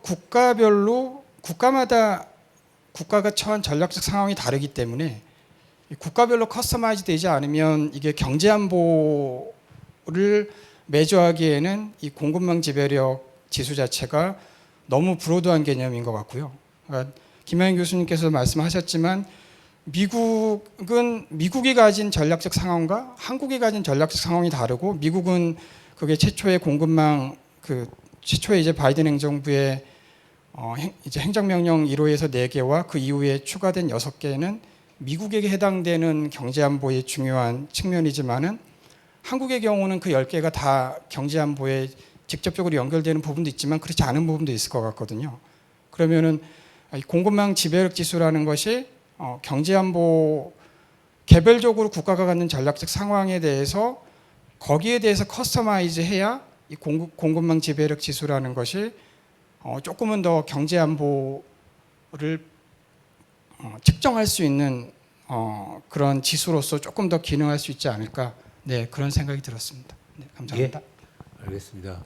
제가 아까 좀 분명하게 좀 말씀을 못 드린 것 같아서 좀 보완이 좀 필요할 것 같은데, 제가 미국의 10개, 10개 핵심 품목을 말씀드린 이유는, 물론 미국하고 우리가 상황은 다릅니다. 근데 제가 갖고 있는 심각한 우려, 문제의식은 뭐냐면은, 그 10개 품목 중에 이제 겨우 2개 반도체하고 대용량 배터리 미국이 공급망 재편한다고 하면서 우리 온 나라가 요동이 쳤거든요. 그랬을 때 이런 것과 유사한 일을 앞으로 8번을 반복해야 되느냐, 그건 아니다라는 거죠. 그것이 우리한테 어느 만큼 영향을 미칠지, 거기에 대해서 우리가 어느 만큼 피해를 받을지에 대해서 우리가 이제는 조금 더 미리 좀 대비하지 않으면은 이건 아니다. 앞으로는 좀 더 단편적인 이례적인 반응이 아니라 좀 더 일관되고 원칙 있는 반응을 하기 위해서는 이거는 반드시 우리가, 저는 스트레스 테스트를 해봐야 된다라는 생각이 들고, 그런 맥락에서 기왕에 만든 이 툴을 그런 차원에서 한번 좀 잘 활용해 보면 어떨까라는 취지에서 말씀드렸습니다. 예. 일단은 저희가 선생님들의 코멘트가 있었기 때문에 제가 답변은 아니고, 저희가 무한한 갈림길에서 논의했던 것들을 몇 가지를 조금 말씀을 먼저 드리겠습니다. 경제안보 지수와 공급망 지배력 지수의 관계가 뭐냐라고 말씀을 먼저 주셨는데, 저희는 경제안보 지수는 경제안보라는 개념은 추상화가 굉장히 높은 수준의 개념이기 때문에 그걸 측정하기 위해서는 굉장히 다양한 방식의 측정이 가능하다고 생각합니다. 그리고 저희가 시도한 것이 하나의 시도였다면 다른 형태로 시도하는 거. 아까 권석준 선생님이 보여주신 게 대표적으로 지적재산권이나 학술 논문을 이용해서 경제안보의 또 다른 측면을 보여줄 수가 있는 거고요. 그래서 저희가 이제 시도한 거는 공급망 지수라고 부르고 왜 경제안보 지수라고 부르지 않았는지는 그 부분에서 저희가 시도했던 시도에 대한 명확한 좀 명명이 필요할 것 같다라는 의미에서 그렇게 말씀을 드렸고요. 저희가 강조하는 공급망이라고 하는 것은 결국은 물건이 구체적으로 오가는 경로라고 생각하시면 될 것 같습니다. 그렇기 때문에 그 물건이 오가는 경로가 끊김으로써 나타날 수 있는 교란, 그리고 그걸로부터 초래되는 비용, 그리고 그 비용에 대한 고려 때문에 생기게 되는 그런 영향력, 이것을 측정하는 거다. 근데 물건이, 아까 김양희 선생님이 말씀해 주신 것처럼 물건이 오갈 때 캡처되지 않은 건 그 물건 안에 그 나라에서 고유하게 기여한 기술이나 부가가치가 어느 정도인가는 측정이 정확하게 되지 않고, 현재 그거에 관해서 전 국가 수준으로 장기간의 시점에서 축적된 자료는 없는 상태입니다. 제가 이용했던 논문에서도 약 40개 국가에 한정되어서 그 밸류체인 분석을 해놓은 것도 가장 최근 데이터까지는 없는 상황이어서 그런 데이터들을 써야 되는데, 그런 데이터들의 또 가장 큰 문제점은 디렉션 관계가 분명하지 않기 때문에 그 나라가 얼마만큼 기여했는지는 측정할 수 있지만 그것에 나오는 영향력 관계를 측정하기가 굉장히 어려운 그런 측면이 약간 있었습니다. 그래서 저희가 그런 것들을 다 고려하는 가운데에서 가장 공신력 있고 믿을 만한 데이터, 그렇지만 노이즈는 어마어마하게 많은 부분, 이런 부분이 될 것 같고요. 아까 연원호 선생님께서 또 말씀을 해주셨는데, 저희가 경제안보 개념을 정의를 할 때 그 개념을 is로 생각하셔야지 out로 생각하시면 절대 안 될 것 같습니다. 그러니까 저희가 이런 경제안보 개념을 설명하는 게 이런 방식으로 국가 정책을 끌고 나가야 된다는 얘기가 전혀 아니고요. 어떻게 보면 경제안보 이슈가 저희에게 특별할 수밖에 없는 건 전 세계에서 중국으로부터 그리고 일본으로부터 그런 안보적인 이유로 경제적인 수단을 동원해서 조치를 당한 그런 중국으로부터는 보이콧, 일본으로부터는 수출 통제를 당했던 나라가 저희 한국인 경우이고요. 그렇기 때문에 우리에게는 경제안보에 대한 개념이 특별할 수밖에 없다라고 생각을 하는 의미에서 실제로 이 경제안보라는 개념이 방어적인 개념으로 사용되어야 하지만 방어적인 개념이 언제든지 공격적으로 사용될 수 있는 가능성이 크다는 게 경제안보의 가장 큰 문제점이고 이 국제정치학자인 로버트 저비스가 가장 국가들 간의 관계가 위험한 순간이 언제냐 바로 무기가 디펜스 무기인지 오펜스 무기인지가 구분이 안 되는 상황 그 상황이 가장 위험하다. 왜냐하면 그 나라는 디펜스라고 생각해서 축적하는데 그게 곧 언제든지 공격으로 사용될 수 있다고 가만히 될 수 있으면 바로 우리가 1차 대전과 같은 위험한 상황으로 갈 수 있다라는 게 국제정치학에서 시큐리티 딜레마라는 개념이고요. 저는 경제안보도 마찬가지라고 생각합니다. 모든 국가들이 디펜시브한 측면에서 경제안보를 추구한다고 하지만 언제든지 그것을 다른 국가에 대한 영향력으로 사용할 수 있다는 걸 저희가 2번 경험했죠. 때문에 우리 입장에서는 경제안보라는 개념 자체가 가고 있는 그 양면성을 충분히 고려를 해야 된다라는 것이고 다시 말씀드리지만 그게 곧 우리 국가가 그런 부분을 공격적으로 사용해야 된다는 의미는 전혀 아니고 궁극적으로 저희가 이 발표에서는 얘기하지 않았지만 말씀드리고 싶은 건 결국은 모든 국가들이 경제를 완보적인 목적을 위한 수단으로 사용할 때의 엔드게임이 뭐냐 바로 우리는 1920년대 30년대 정강기와 같은 대혼란으로 갈 수밖에 없다는 게 엔드게임이라는 것은 모든 국제정치학자 경제학자들이 다 알고 있는 사실입니다. 결국은 그런 엔드게임을 우리가 막아야 되는 그런 측면에서는 모든 학자들이 다 컨센서스를 갖고 있는데요. 저희가 이제 이런 자료를 만드는 것은 그런 논의를 시작할 때 밑바탕이 되는 객관적인 증거 자료가 있지 않으면 안 된다라는 것이고 두 번째는 이만큼 우리가 상호 의존된 세계에 살고 있다. 이것들을 디커플링할 때 각 국가들이 치러야 될 비용에 대해서 다 생각을 해봐야 된다라는 것이고 마지막으로는 아까 그래프에서 저희가 이제 그 뺄셈에 대한 문제 제기가 굉장히 많으셨는데 사실 뺄셈은 중요한 게 아니고 저희가 사용하는 가장 중요한 지수는 수출 권력이고요. 수출 권력과 수입 취약성의 격차를 보여주는 의미에서의 뺄셈이라고 생각하시면 될 것 같습니다. 이 수출 권력이 얼마나 비대칭적으로 국가들 간에 퍼져 있는가를 보는 것이 저희가 지금 지수를 통해서 보여주고 있는 어떻게 보면 굉장히 함이라고 볼 수 있을 것 같습니다. 그래서 그런 부분 그리고 나머지 선생님들의 코멘트는 저희가 당연히 다 감안을 해서 차년도 연구에서 다 반영을 해야 될 굉장히 중요한 얘기라고 생각이 돼서 다 반영을 하도록 하겠습니다. 추가적인 질문이나 코멘트나 선생님들 말씀이 또 있으시면 추가로 또 답변해 주실 수 있을 게 있으면 저희가 듣도록 하겠습니다. 네, 토론 잘 들었습니다. 그리고 저도 들으면서 고민도 하고 또 발표를 들으면서 좀 어떻게 디벨롭할 것인가 그런 고민도 했는데요. 아마 차년도 이제 올해 포함해서 과제 중 하나는 우리가 지금 보고 있는 무역 데이터 이외에 다른 데이터를 어떻게 활용할 것인가. 또 예를 들면 지금 기술 아까 페이튼 말씀하셨는데 기술 쪽하고 그 다음에 투자, 그 다음에 금융, 즉 이 무역, 투자, 기술, 금융 이게 합쳐져야지 아마 경제 안보란 개념이 좀 더 이렇게 그 체계적으로 포착될 것 같습니다. 이제 그런 측면에서 우리가 이제 올해 한꺼번에 다 못하겠지만 어떤 부분을 해야 할지 그런 고민을 하고 있고요. 그 두 번째는 그래서 뭐 so what 이 질문에 답할 것 같습니다. 그래서 우리가 어떤 정책적 함의를 내놓을 수 있을지 아마 그런 질문도 많으실 것 같은데 이제 그런 고민을 같이 해야 될 것 같아서 이제 올해 이런 확장적인 연구를 하기 위해서는 김양희 교수님 말씀처럼 좀 외교안보 쪽이나 또 경제 쪽에 특히 무역하신 분들 또 많이 포함해서 확장할 생각하고 있습니다. 근데 제 출발점은 일단 그 지수를 공고하게 만드는 것이 필요할 것 같아요. 그래서 좀 객관적으로 우리의 어떤 체력 검증을 해야 된다 생각하고 있습니다. 그런 면에서는 오늘이 좋은 출발이 아닌가 싶고요. 이제 그 또 질문 중에 하나가 한국의 그러면 전략이 뭐냐? 다른 나라 비교해서 약간 한국은 그 대만과 비교해보면 대만은 narrow and deep인데 즉 반도체 중심으로 파운드리 중심으로 한 그 narrow하고 deep한 전략인 우리는 어떻게 하다 보니까 여러 산업에 걸쳐서 wide and 뭐 deep이라고 그럴까요? 너무 좋게 말하나요? 근데 이게 가지고 있는 문제가 이 인구가 줄기 때문에 wide 여러 산업에서 우리가 이 경쟁이 계속 유지할 수 있을 것인가는 그런 고민도 필요 있을 것 같고, 그 다음에 이제 또 장점은 뭐냐면 여러 산업들을 많이 하기 때문에 아까 김양 교수 말씀처럼 뭐 미국에서 여러 가지 이제 그 정책 펼 때에 우리가 영향을 많이 받기도 하지만 어떤 면에서는 이 여러 산업에서의 그 첨단력을 확보한 나라가 별로 안 되잖아요, 그죠? 이것을 가지고 우리가 우리의 자체의 강점을 만드는 전략도 필요한 것 같아요. 그런 고민은 좀 더 이렇게 시간이 걸릴 것 같습니다. 감사합니다. 예. 그러면은 저희가 한 20분 정도 시간이 남았는데 그 토론자분들께서 한 번씩 돌아가면서 마지막 코멘트를 좀 부탁드려야 될 것 같은데요.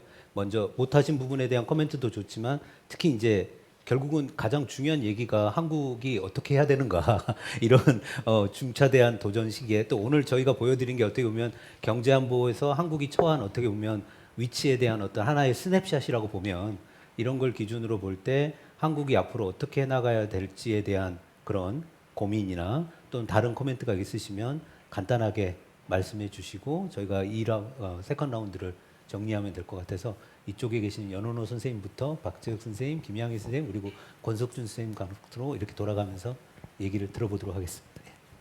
네, 경제 안보 연구를 함에 있어서 또 정책을 폄에 있어서 이런 그 지수가 언제나 이제 필요했고 저도 사실은 이런 것들을 한번 만들어 보고 싶다라고 생각을 했는데 너무 여기저기 불려다니다 보니까 사실 최근에 연구할 시간이 많이 없어서 좀 아쉬운 그런 생각이 들었습니다. 그렇지만 이렇게 좋은 작업을 해주셔서 정말 감사하다고 말씀을 드리고 또 이걸 토대로 더 디벨롭이 이제 앞으로 가능하기 때문에 좀 기대가 된다 이렇게 말씀드릴 수 있을 것 같습니다. 그리고 경제 안보 자체는 이제 주요국들이 내는 정책을 보면 다 이제 공급망 정책 또는 이제 첨단 기술, 전략 산업 육성 정책 그리고 이제 우리는 좀 이제 사이버 안보를 아직까지도 국방 차원에서 많이 다루지만 영미권에서 또 일본 같은 경우에는 이제 사이버 안보도 이제 경제 안보 차원에서 다루고 있습니다. 그래서 이러한 세 가지 축이 있기 때문에 이런 것들을 좀 종합적으로 뭔가 이번에 공급망을 했으니까 말씀하신 것처럼 뭐 기술이라든지 다른 부분 디지털이라든지 이런 것들을 좀 이제 또 지수를 만들어서 다 전체적으로 아우를 수 있다면 좋은 그 지수가 나올 수도 있지 않을까 뭐 개인적으로는 그렇게 생각을 합니다. 그리고 사실은 그 이 다른 뭐 이런 그 이 뭐라 그럴까 지수 만들me 있어서 이런 테크니컬한 부분은 뭐 완벽할 수는 없으니까요. 네. 그래서 그런 부분에 있어서 그냥 제 생각에는 저도 이제 사실은 이 우리 산업이 장차 이제 중국이 어떤 부분에서 이제 대체를 할 것인가 그 지수를 한 2년 전에 이제 만든 바가 있어서 좀 그런 차원에서 좀 제가 말씀을 드렸던 부분입니다. 그리고 다른 것은 이제 특히 이제 이 경제안보 관련해서 특히 지금 뭐 제이크 설리번도 최근에 이제 4월 27일에 이제 브루킹스에서도 연설을 했지만은 자체적으로 이제 역량을 구축하는 것도 중요하지만 본인들이 다 할 수 없기 때문에 이제 우방국과 연대하는 것도 이제 중요하다. 심지어 거기서는 이제 중국과도 이게 디커플링이 아니고 디리스킹이다 얘기하면서 뭔가 같이 할 수 있다라고 얘기를 했었는데 그렇게 된다면 아까 김영희 교수님께서 말씀하신 것처럼 우리가 어떻게 보면은 또 김병희 원장님도 말씀하셨지만 다양한 영역에서 우리가 어떻게 보면 연대를 하고 또 수출을 경쟁력을 가져가고 또 기술적인 그런 경쟁력을 높일 수만 있다면 경제 안보 차원에서 우리가 좀 우위를 가져갈 수 있지 않을까 뭐 개인적으로 그렇게 생각을 하고 있습니다. 네, 감사합니다. 미래를 예측한다는 게 되게 어렵잖아요. 그래서 어느 나라가 세계 어느 나라가 언제 우리나라한테 어떤 뭐 외교 정책이나 뭐 제약을 줄지를 우리가 미리 예측하고 거기에 대비를 한다는 거 몇 년 전부터 이게 뭐 예측을 안다고 해서 내일 걸 안다고 해서 오늘 준비할 수는 없기 때문에 뭐 상당히 오래전에 알아야 될 텐데 이게 상당히 준비하기가 쉽지가 않기 때문에 가장 일반적으로 생각할 수 있는 전략 중에 하나는 기초 체력이나 다양한 분야에서 어느 정도의 그 수출까지는 아니어도 내수를 만족시킬 정도의 산업은 키워놓는 게 맞지 않나. 어느 순간부터 이제 우리나라는 너무 고부가 가치 수출을 할 수 있고 돈이 되는 사업에 이렇게 몰아서 집중화해서 발전하는 사업들을 해왔는데 이제 어느 정도 크다 보면은 이제 경제 규모가 어느 정도도 크고 하다 보니까 이제 이런 경제 안보를 우리가 나서서 생각해야 되는 시점까지 온 것 같은데 그렇다면은 이제 우리나라도 다양한 분야에서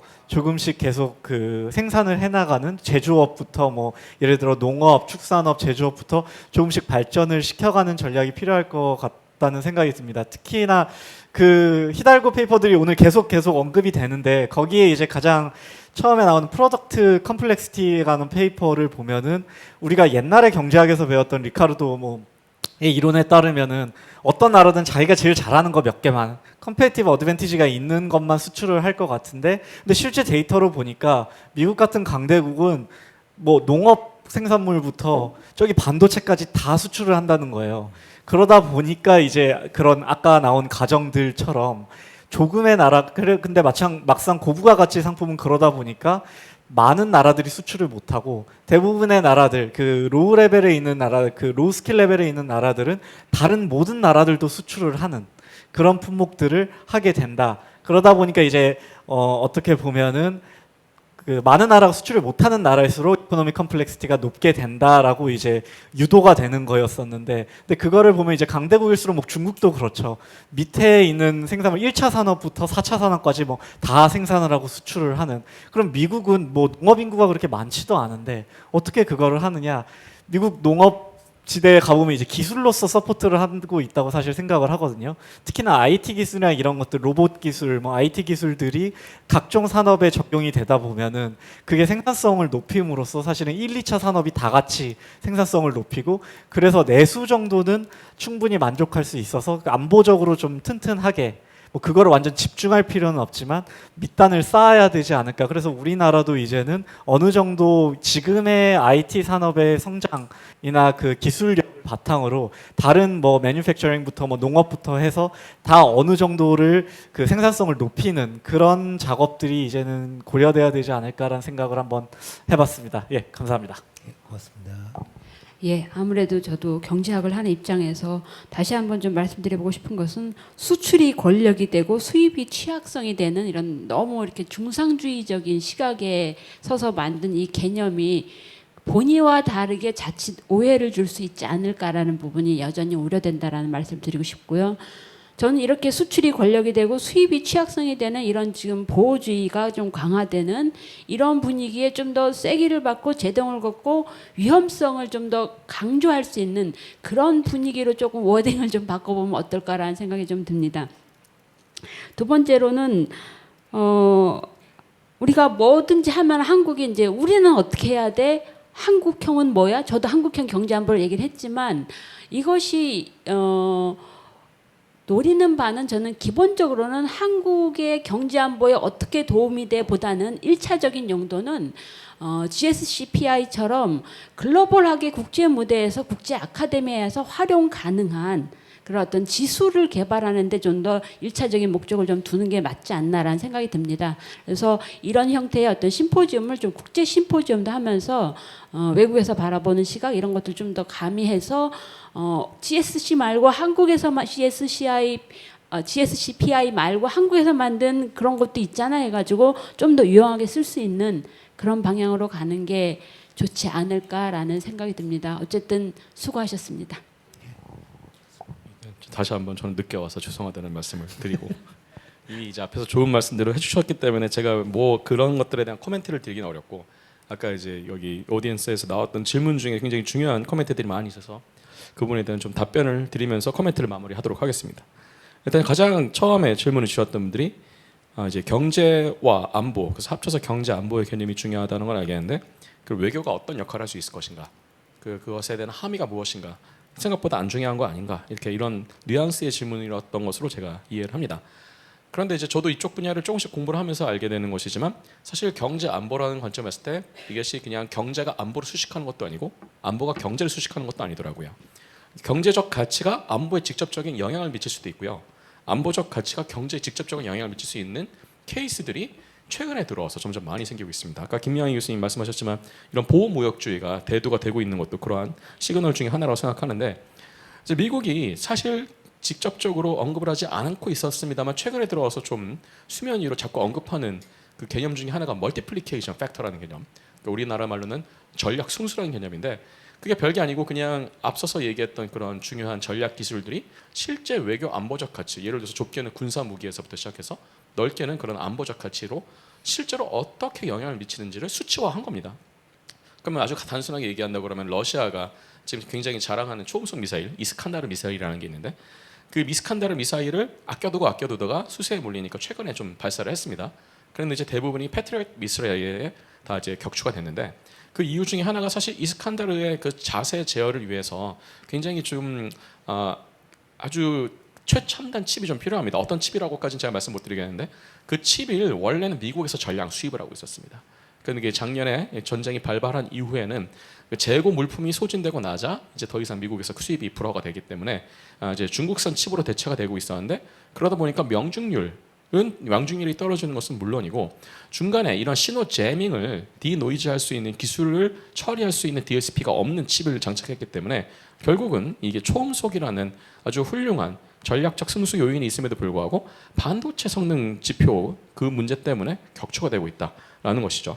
다시 말하면 결국은 이런 첨단 기술로 대표되는 경제적 문제가 안보에 직접적인 영향을 미칠 수 있는 케이스가 바로 이런 케이스가 되겠고요.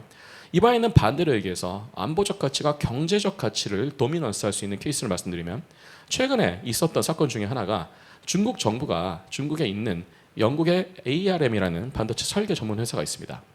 근데 그 ARM이 중국에 만든 지사가 ARM 차이나라는 회사가 있는데 그 ARM 차이나라는 회사의 CEO가 교체가 되는 과정에서 중국 정부는 사실상 ARM 차이나를 국유화했습니다. 그 이유가 여러 가지 이유가 있겠습니다만 결국은 표면적인 이유는 중국이 지금 가장 가지고 싶어하는 기술 중에 하나인 첨단 반도체를 설계할 수 있는 리스크5를 가지고 설계할 수 있는 그러한 기술적 IP를 국유화하기 위한 시도였다고 볼 수가 있겠습니다. 이것은 이제 안보적 가치 혹은 어떤 이런 국제 정치적 가치가 우선을 해서 사실은 경제적인 상식이 뒤집힌 그런 케이스라고 볼 수가 있겠습니다.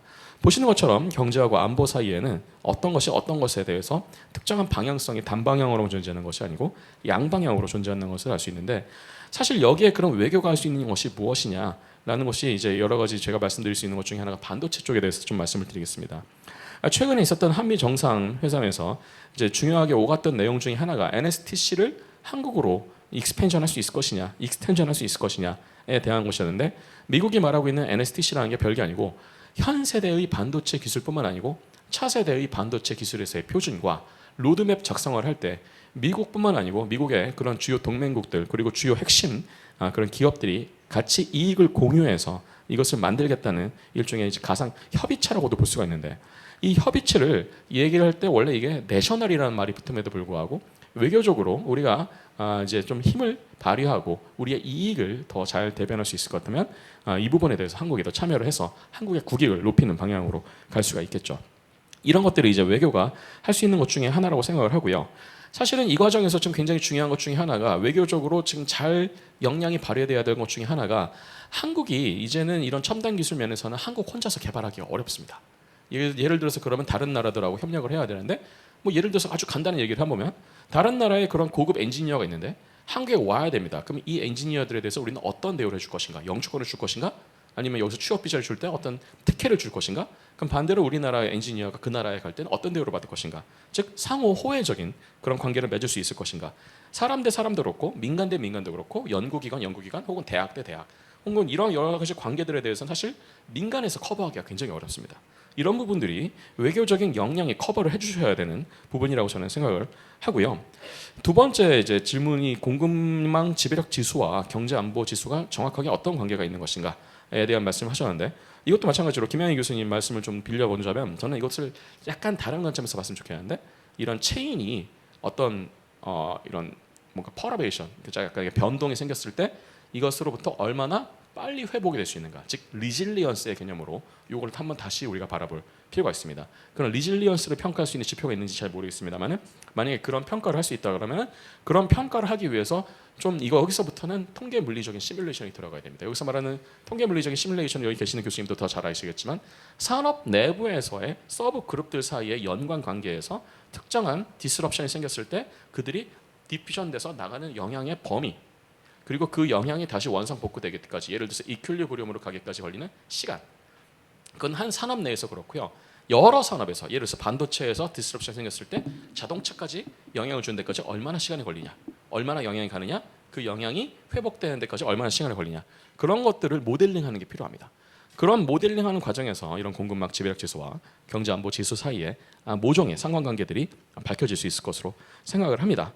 세 번째 질문하셨던 부분에서는 아마 이런 비슷한 내용이 있을 거라고 생각이 드는데 그 얘기는 아마 지금 말씀드린 코멘트에서 커버가 될 수 있을 거라고 생각이 들고요. 마지막으로 그래서 So What에 대한 말씀드리겠습니다. 이런 지표들을 만들고 우리가 연구를 하고 활동한 것은 그냥 단순히 아카데믹에서만 이런 영향력을 우리가 가둬두려고 하는 것이 아니고 아웃리치를 생각해야 되는 거잖아요. 그랬을 때 이러한 전략들을 우리가 그럼 어떻게 활용할 것인가? 좁게는 일단은 컨틴전시 플랜을 만드는데 활용할 수 있겠죠. 그래서 무시가 아까 다른 교수님께서 말씀하셨지만 앞으로 무슨 일이 벌어질지 모르고 무슨 이벤트가 갑자기 벌어질지 모릅니다. 그것이 단순히 뭐 전쟁 같은 이벤트가 될 수도 있지만 뭐 예를 들어서 대형 지진이나 쓰나미 같은 천재지변이 될 수도 있겠죠. 대만에 갑자기 대형 지진이 생기면은 이제 전 세계 10나노 이하급 반도체 공급망의 85%가 파괴가 될 수 있습니다. 회복되는 데까지는 최소 6개월이 걸리겠고요. 이제 그런 것들은 우리가 예측할 수가 없겠죠. 근데 이제 그런 것들에 대한 컨틴전시 플랜, 그래서 어떤 식으로 이걸 다시 비상복구를 할 것이냐, 그것을 위해서는 우리가 얼마나 자원을 배분할 것이냐에 대한 일종의 그런 시뮬레이션 시나리오들 만드는 데 쓸 수 있을 것이고요. 두 번째는 이러한 지표들을 만들어 놓고 우리가 데이터베이스를 만들어 놓고 나면 다른 국가에서도 비슷한 작업들을 사실 합니다.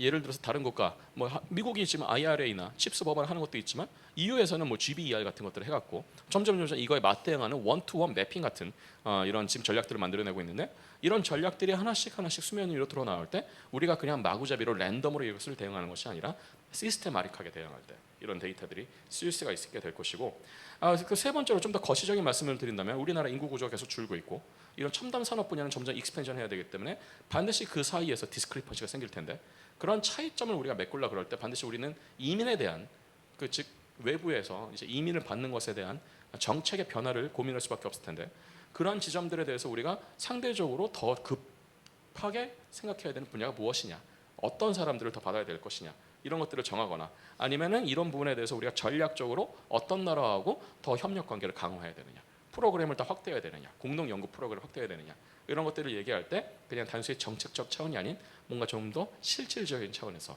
이런 분석을 할 때 아주 좋은 근거 자료가 될 수 있을 것으로 생각합니다.